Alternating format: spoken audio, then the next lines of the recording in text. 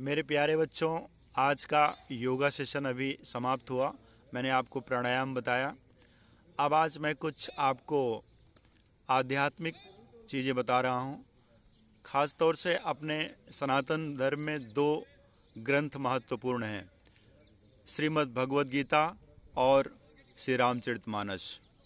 दोनों एक पूर्ण मानव जीवन जीना सिखाते हैं। अगर आप भगवद गीता पढ़ते हैं तो आप कभी भी जीवन में निराश नहीं हो सकते हैं। हमेशा आप कैसी भी परिस्थिति हो, आप आगे बढ़ते रहेंगे। और यदि आप श्री रामचरितमानस पढ़ते हैं तो आप किस तरह से अपने जीवन को आप मर्यादित कर सकते हैं, वह मर्यादा पुरुषोत्तम श्री भगवान राम ने अपने आचरण के द्वारा प्रस्तुत किया है, जिसको श्री रामचरितमानस में महाकवि तुलसीदास जी ने वर्णित किया है। तो मैं ज़्यादा समय न लेते हुए एक छोटा सा श्लोक मैं सुनाता हूँ श्रीमद् भगवद गीता का। यदा यदा हि धर्मस्य ग्लानिर्भवति भारत अभ्युत्थानं धर्मस्य तदात्मानं सृजाम्यहम् परित्राणाय साधूनां विनाशाय च दुष्कृतां धर्म संस्थापनार्थाय संभवामि युगे युगे। अर्थात जब जब इस पृथ्वी पर धर्म का पतन होता है, अधर्म बढ़ता है, तब तब ईश्वर किसी न किसी रूप में अवतार लेते हैं और धर्म की रक्षा करते हैं, सज्जनों की रक्षा करते हैं और पाप अत्याचार का नाश करते हैं। ये इसका भावार्थ हुआ इस श्लोक का। और इसी को श्री रामचरितमानस में महाकवि तुलसीदास जी लिखते हैं कि जब जब हों ही धर्म के हानि, बाढ़े ही असुर महान अभिमानी, तब तब धरि प्रभु मनुज शरीरा, हरहि सदा सज्जन के पीरा। श्री रामचरितमानस अगर आप लोग पढ़ोगे, कभी पढ़ने का मौका मिलेगा।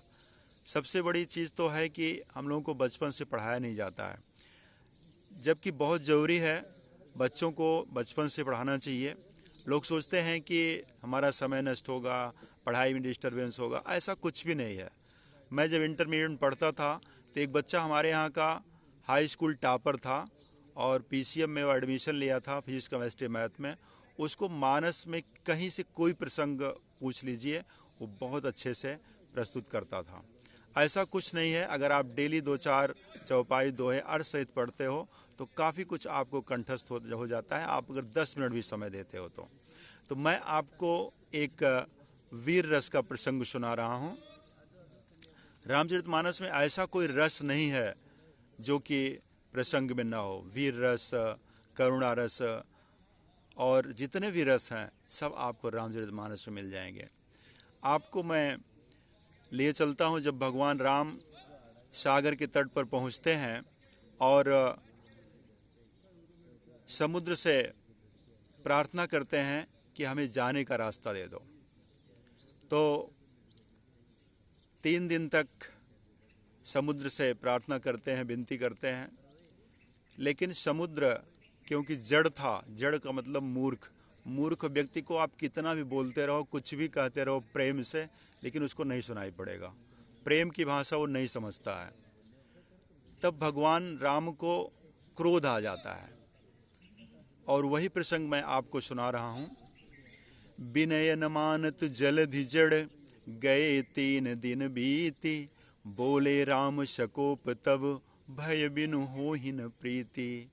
लक्ष्मण बाण सरासन आनु, शोखम वारिधि विसिखि कृशानु।